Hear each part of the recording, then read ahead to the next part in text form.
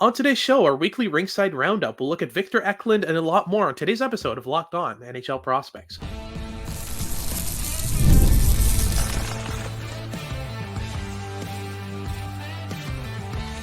You are Locked On NHL Prospects, part of the Locked On Podcast Network.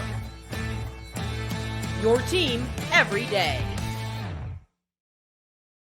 Hello and welcome back to Locked On NHL Prospects, part of the Locked On Podcast Network, your team every day. On this podcast, we break down everything prospects related for you 5 days a week, Monday to Friday. I'm Hattie Kalikesh, QMJHL and Crossover Scout for Elite Prospects, with Sebastian High, USHL and Crossover Scout for Elite Prospects. And on today's show, we'll be breaking down our Rinkside Roundup. It's our weekly article where we come up with the top performers of the week, the top games, the top weeks overall from different prospects across the scouting world, and highlight their performances. We'll start off in the first segment with a full segment dedicated to Victor Eklund, who's been absolutely tearing it up in the Allsvenskan at the pro level in Sweden for Djurgårdens. And then in the second segment, we'll look at a couple of WHLers and Tij Iginla and Carter Bear, draft eligible, has been also popping off this year. Then the final segment, we'll highlight a couple more CHLers with another WHLer and Nathan Behm and Luke Misa from the OHL.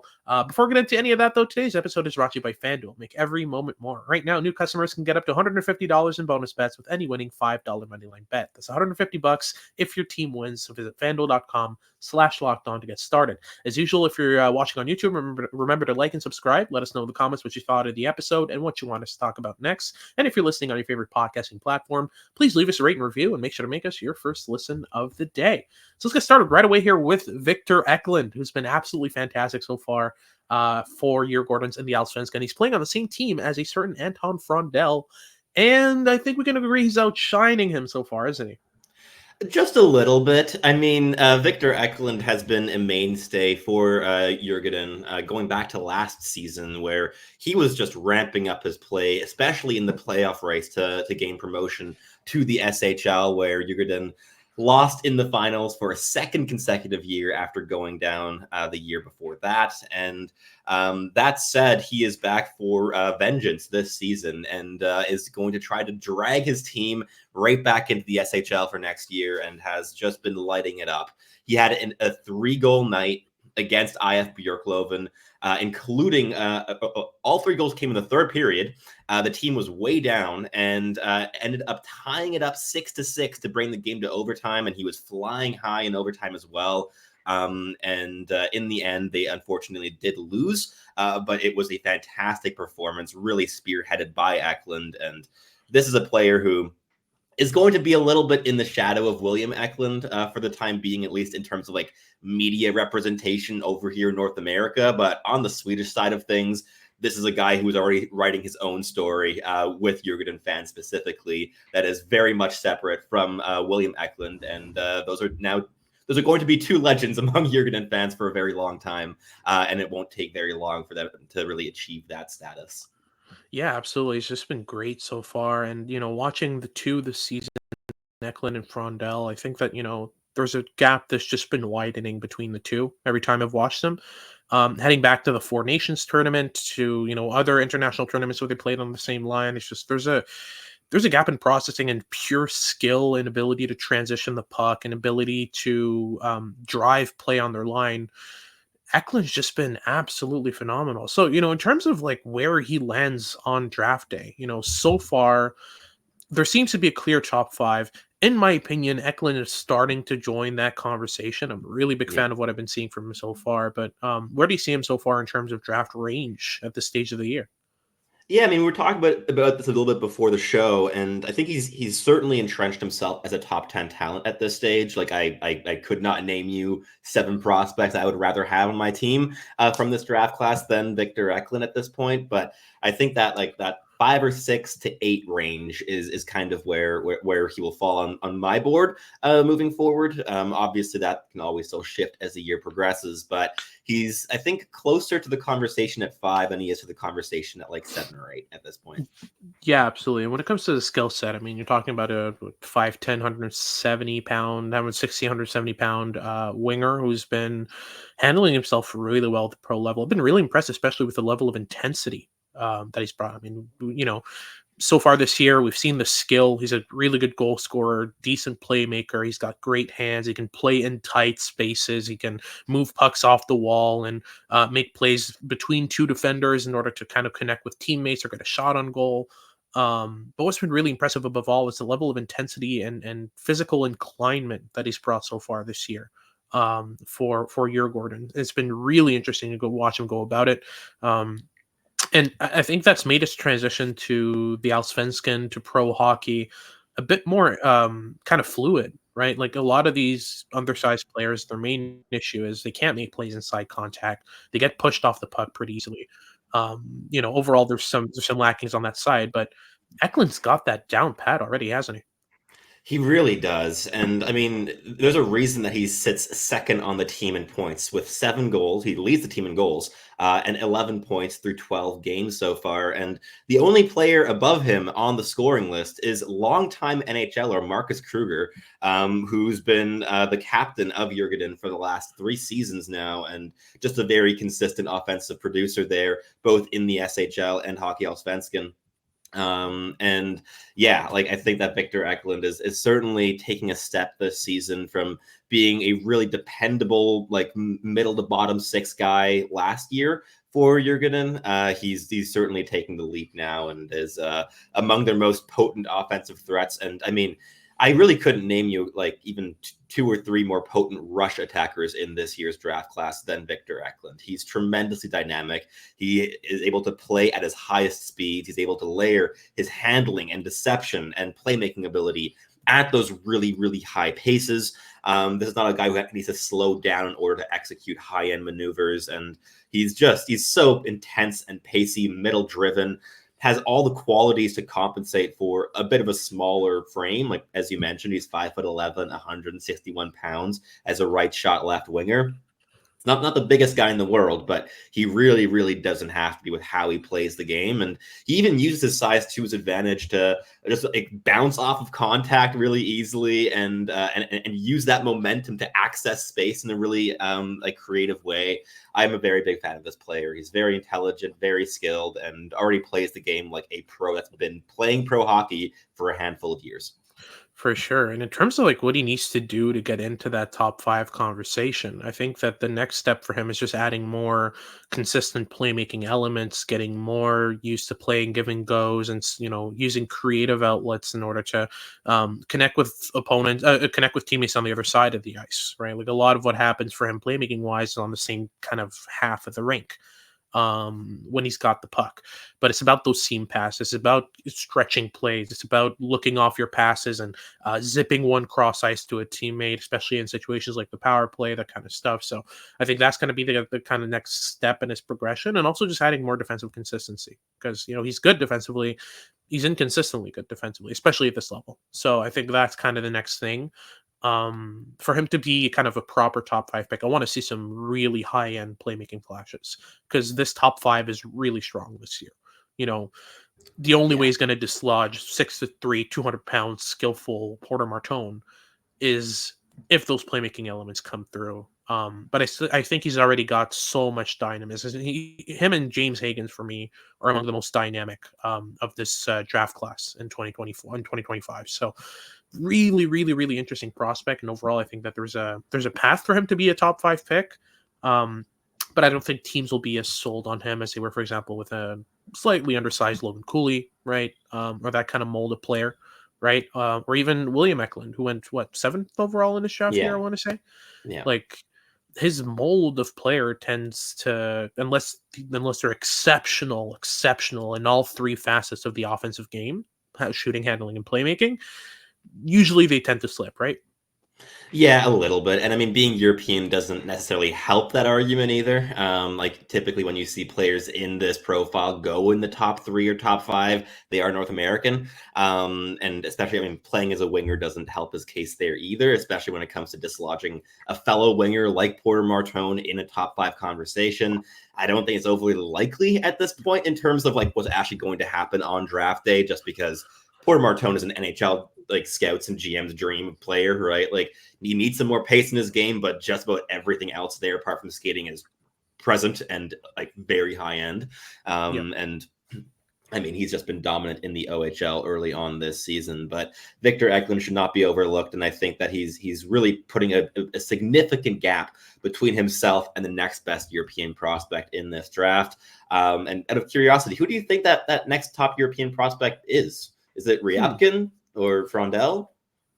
Good question. I've not been a very big fan. Yeah, I'd say Murtka is probably the closest one. Really? Well, technically, he's not a European anymore. He's heading over to the WHL. Yeah. So we need to stretch the definition of European for this year's European class. Just for this draft class. Deep. Yes, exactly. Yeah. It's pretty rough. But I'd say if Murtka counts as him, if not, it's a tie between Rehkopf and Frondel, and neither one of them is in my top 15 right now. I haven't been a big fan of either one. So yeah, that's our first segment done. We'll get into our second segment here where we talk a bit more about some WHLers. We'll talk about Carter Behm and Tij Iginla in just a sec, but just before, a quick word from our sponsors at PrizePicks.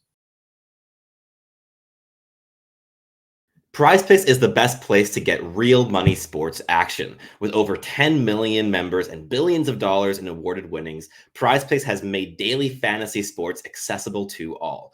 You just have to pick more or less on at least 2 players for a shot to win up to 100 times your cash. Run your game all season long with PrizePicks. PrizePicks is the only real money daily fantasy platform with an injury insurance policy so that your lineups stay in play even if one of your players gets injured. If your player leaves the first half and doesn't return, PrizePicks keeps your lineup live.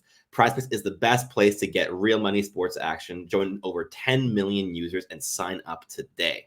Sign up today and get $50 instantly when you play $5. You don't even need to win to receive the $50 bonus. It is guaranteed. Think Connor McDavid can get more than 0.5 goals next week? Austin Matthews even more than that? Cook up hot takes with your friends to win real money this hockey season when you and your crew run your game on PrizePicks. PrizePicks, run your game. Alrighty, so moving on to our second segment, we'll be talking about Tij Iginla and Carter Behm, who have really interesting, who've had really interesting weeks so far in the WHL. Let's start with Tij Iginla, who was, very high on our boards, drafted really high as well, 6th overall to the Utah Hockey Club, their first pick in their history, and a great season so far. 9 goals, 6 assists, 15 points. But this past week, put up 3 goals and 1 assist in that week there, and I want to say he scored a hat trick. Is that right? He did indeed score a hat trick. He's been flying. It was an absolute thrashing of the Moose Jaw Warriors, 6-0 victory for Iginla and the Kelowna Rockets, and he's just been scoring goals and playing his game as he always has been. Like, there's a reason I ranked this player 4th overall last season. I've always been a massive fan of his combination of unparalleled motor, like high-end skill, dynamic ability with the puck on his stick, one of the best shots outside the NHL today, and also a really underrated playmaking toolkit. That hasn't been like the most apparent early on this season. He's been focused a bit more on the goal scoring elements, and Andrew Crystal has been setting up every single play for Tij Iginla. And the 3rd goal of his hat trick was one that Andrew Crystal probably should have shot on himself, but decided to pass it back to Iginla when he really didn't need to, just to give his friend and his buddy the hat trick goal. But Iginla's up to 9 goals and 15 points through 9 games this season. So the first draft pick in the history of the Utah Hockey Club there at 6th overall this past year is just playing a fantastic style of hockey. There's so much upside with this guy, but also such a strong foundation and projectable NHL habits. Like, what do you think his floor as an NHL player is? Because I don't really see a world where he doesn't end up as a second line energy guy and who can score a lot of goals too. Yeah, his floor is incredibly high. I think worst case scenario, you have like one of the best 3rd liners in the NHL, but you're looking at a prospect who does pretty much everything really well. Great processing, great handling, great shooting, great passing. So the offensive skills are all there. You add the ridiculous amount of intensity that he has. He's just full throttle on every shift. The board battling. Absolutely, just works his butt off on every single shift. That's kind of a downside at times. He's talked about it a lot in this draft here. Like, he he can go a bit too hard at times, and forget that sometimes like holding back, letting play develop, reading the game can be kind of an advantageous thing, which I think is the only thing that prevents him from having a true second line floor. But outside of that, I mean, everything's there. The physicality. He's the best board battler I've seen in a long time come out of the CHL. Just ridiculous in every facet of the game. Defensively, when he's when he's engaged, his engagement is accurate. It's very, very well thought out. The thing is just kind of holding back, letting play develop defensively, and kind of pulling the reins a tiny bit and just seeing what's going on before jumping into a battle. But once he jumps into a battle, more often than not, he wins it. So the floor is ridiculously high with Iginla, and the ceiling is very interesting with that elite goal scoring skill, that elite board game. There's a foundation there to build a really interesting player. I think worst case scenario, you've got like Matthew Nice 2.0. And best case scenario, you've got like a bona fide first line goal scoring winger who can do basically everything, and he's been trying out at center as well lately. So there's some interesting stuff there. And but yeah, is that kind of your take on this floor? It is, and also one of the things I really love about him in that Utah system specifically is you pair him with any duo of that like the projected elite players in that lineup of Clayton Keller, Dylan Guenther, and Logan Cooley, and he's the perfect line mate for any of them. He's incredibly complementary with the players that are already in their system and producing a lot of offense. And he brings a level of physicality and intensity that will be able to create a lot of space and time for those players, while also taking some of the weight off in terms of forechecking responsibilities. Yeah, absolutely. And speaking of very high energy wingers, we've got Carter Behr at 2025 NHL Draft eligible, who's quickly making his way into my top 20. Very, very, very interesting prospect. He's up to 21 points this season in the WHL, and this past week put up 5 goals and 1 assist for 6 points, and also got a hat trick. So yes, very, very interesting week of hat tricks there in the WHL. Well, in this week, in this Rinkside Roundup overall. Talk to me about Carter Behr, because I have a lot of thoughts about him. I want you to read on him, and especially his work rate, because it's almost ridiculous, right? It is like it's very much like Tij Iginla-esque in terms of just like the commitment to outworking not just everyone on the ice, but anyone on like either bench, and work harder than any person in the stands has worked that day. That is his goal every single night, and he succeeds every single night. This is a guy who is incredibly involved, and he's also not a player that just blindly works hard. He's quite deliberate with what he does. The defensive work rate is translated into a defensive desperation that makes him play like it's Game 7 of the Stanley Cup Finals, and every single defensive zone start. He throws his body in front of pucks to block shots. He doggedly chases attackers. He can pull himself out of position at times. Certainly, that's one of the drawbacks of this, and we saw that with Tij Iginla as well last season. But the pros far outweigh the cons with that. And in the offensive zone, he's able to do that to just consistently force turnovers and win the puck down low. He's a really dogged board battler as well, but there's a lot of skill with this player as well. He's a really deft playmaker. He's able to find his teammates in space. I've seen him layer a lot more deception in his puck touches rather than trying to rush a pass like he may have earlier on this season. He's holding on to the puck, drawing defenders in, and then making plays through their triangle. A highly intelligent, really intense, defensively sound winger. Some shades of Zach Benson in his game as well with his approach to the defensive zone. There aren't really many things I can nitpick and dislike in his game, and I wouldn't be shocked if he ended up landing in my top 15 at year's end, let alone top 20. Yeah, absolutely. He's been ridiculous. And what I like is really just the execution level with which he plays. Like there's zero hesitation in the way that he plays.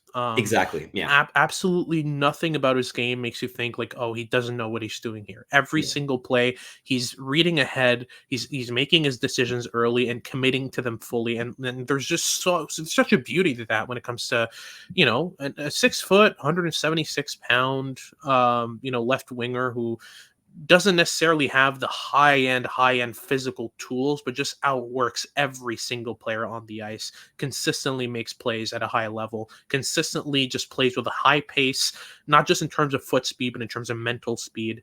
And yeah, overall, there's just so little to nitpick in his game already. I think he's basically a guaranteed NHLer. And any team looking for an on-ice leader, think Brendan Gallagher, think, those types of guys who just get out there, outwork everyone, take cross checks to the back to score goals. That's Carter Behm, and he's so good at spinning off checks that I think that there's definitely something there with Carter Behm in terms of an NHLer. And the ceiling for me, I see a second liner. Like, I think if he works out well, if it develops properly, adds some more layers to his playmaking and goal scoring abilities, I'm talking about a player who can dominate a second line and be the energy guy that brings so much effort every single game. So I find him really, really interesting.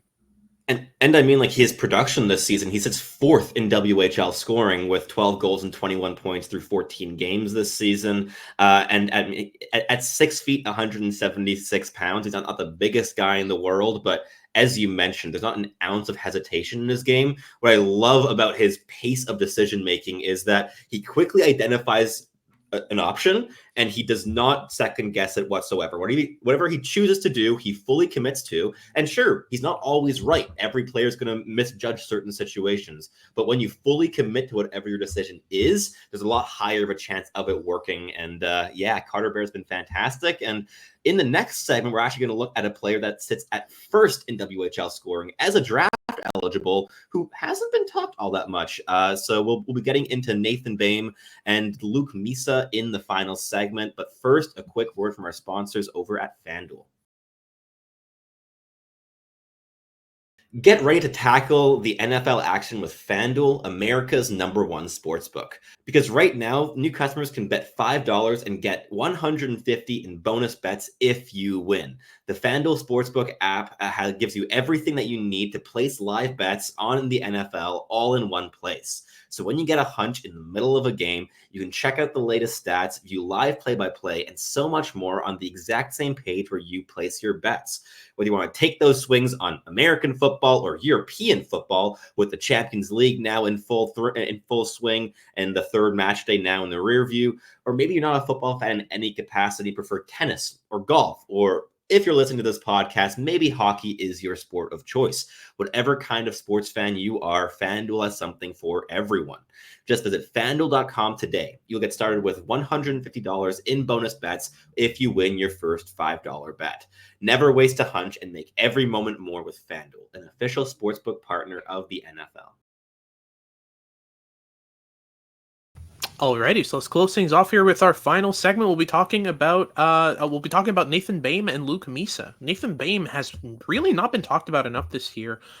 He's 6'2", 192 pounds. He's a draft eligible for this upcoming year, 2025 NHL Draft. He's got 22 points so far this year. If I'm not wrong, he leads the WHL, doesn't he? He is first in points, yes, after a 10-point week in the WHL. Absolutely ridiculous stuff, and that's including one pointless game where he didn't score. So he had a 6-point night with 3 goals and 3 assists, and Kamloops scored 6 goals that game. He was involved on every single one. Just ridiculous stuff from Nathan Behm, and Kamloops isn't necessarily a stacked team. Like he's pretty much carrying that team right now, other than Harrison Brunick on the back end, who isn't really putting up that much points, and Emmett Finney, who's also on his team. That's basically it in terms of production on that roster there. But he's been absolutely ridiculous so far this year. Talk me through kind of his skill set, what makes him a skilled prospect, and especially what kind of prevents him from being in most, if not all, first rounds so far. Yeah, I mean, it's interesting, especially considering, I mean, that 6-point performance didn't come against like a league bottom team. That came against the Victoria Royals, who have been fantastic early on this season, and he thrashed them. He's a really interesting prospect, mainly down to his brain. The physical tools are not separating factors at this stage in his development. He's a 6'2", 201-pound right shot winger. He can play on both sides. And the handling skill isn't the strongest. He's pretty deliberate with his puck touches. So there's some like really flashy handling type plays, but he rarely has the puck under like really strong control. They're always a bit like erratic in terms of handling sequences, but really intelligent player who consistently finds soft ice. He puts the puck in a better place than he gets it most of the time in the offensive zone, and he's a real good play connector. None of his points in that 6-point game were particularly dynamic or flashy. They just came from him being at the right place at the right time on a consistent basis, and it really is the intelligence that sets him apart. I think the physical tools are kind of the reason that you haven't seen him high up on any boards so far this year. I haven't seen him in the first on anyone's board. The highest that I see him is at 58th overall by Draft Prospects Hockey at the moment.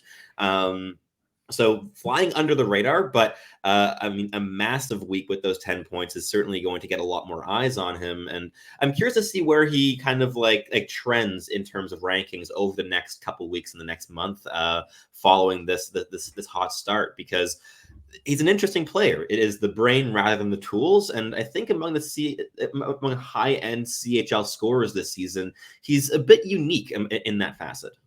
Yeah, shades of early draft year Liam Greentree, in my opinion. A bit more of a playmaking penchant, right? Like he's a bit more kind of leaning towards his playmaking already, whereas Greentree was very much like an off-puck scorer. But in terms of the physical makeup and the ability to just kind of get lost between checks and use his brain to make plays instead of his skating, very Greentree-esque in that kind of element there. But yeah, his hands are heavy. Struggles to kind of make plays at a high pace. And kind of mainly kind of a guy who's going to get lost between checks and just kind of either rip the puck or make a pass, right? But there's still a decent amount of stuff to work with there. Like I think his physical makeup and his physical tools in terms of his ability to kind of just get to spin off a check or make that kind of play is pretty interesting. And these are the type of prospects like Greentree that we've seen just pop off in the second half of the season. So if he can add some more nuance to his skill set, add a bit more kind of handling skill and high pace elements, I think we've got a great player here. But really, I mean, this is an incredible processor of the game, and I don't bet against those a lot. I don't think he's going to be in my first round, at least not yet. But I think he's a player who I'll keep a very close eye on and make sure that, you know, if he does pop off in the second half of the season and add some playmaking elements, add some handling elements to his game, like we're talking about a very, very, very, very interesting prospect. But lastly, let's talk about Luke Misa, favorite of both of ours from last year. We were considerably higher on him than the private sphere as he went in, I want to say, the 5th round in the 2024 NHL Draft for the Calgary Flames. Calgary got a good one there. Absolutely. 7 points this past week. He's up to 10 points this season. So 70% of his points came in this past week. Let's talk about his game and what made him pop off this week, especially. Yeah, I mean, like he got moved up to the first line to play with Porter Martone and Carson Rehkopf, which helps certainly with production.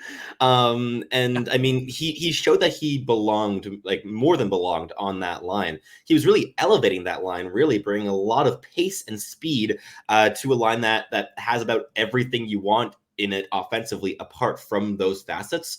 So he fit in really seamlessly. And they absolutely dominated the Guelph Storm on Sunday, winning 10-1 in a game that I'm sure Guelph Storm fans will like to forget relatively quickly.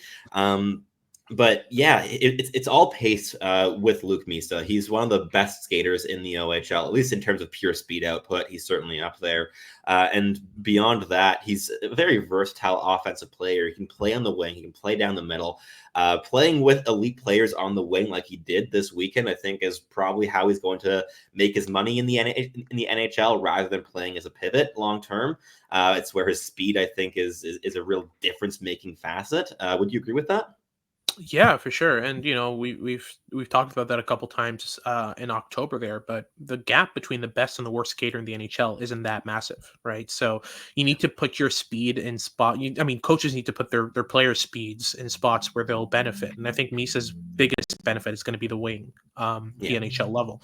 But you know, when you talk about a player who's got the processing level at that speed that Misa has, I think that's really interesting. I did sour on him late last year, mainly for, you know, kind of the projectability issues, right? Like this is an undersized player who's been playing center basically his whole OHL career so far. and doesn't really project as a center, isn't really playing at center right now, so isn't really playing at wing on the wing right now, so isn't really exploring with that skill set. But I think that Misa is adaptable enough to make it work on the wing. I think that at the end of the day, the Flames cashed in on a player who was dropping for size reasons. Whereas when you look at his skill set, when you look at the speed, the hands, the playmaking, especially, talking about a player who's got considerable upside if he works out. So I think this is a high risk, high reward bet for the Flames. It's going to work out really well. And Misa's no slouch defensively either. He can hold his own. He can play defensively. But he's at his best. Yeah, but he's at his best when he's just barreling down the ice and causing havoc in transition, right? So very interesting prospect we'll keep a look on as the year goes on, but I think he's in a great spot there with Martone and Carson Rehkopf. But that wraps things up for today's show. Thank you very much for tuning in. If you're watching on YouTube, remember to like and subscribe. Let us know in the comments what you thought of the episode and what you want us to talk about next. And if you're listening on your favorite podcasting platform, please leave us a rating review and make sure to make us your first listen of the day. For a second listen of the day, remember to check out Locked On Sports Today. They've got all your news and updates about what's going on around sports. And make sure to continue following as we continue our prospect coverage next month as we start off the November coverage for the 2024-25 season. It's been Hadi Kalakesh with Sebastian High, and we hope you tune in next time.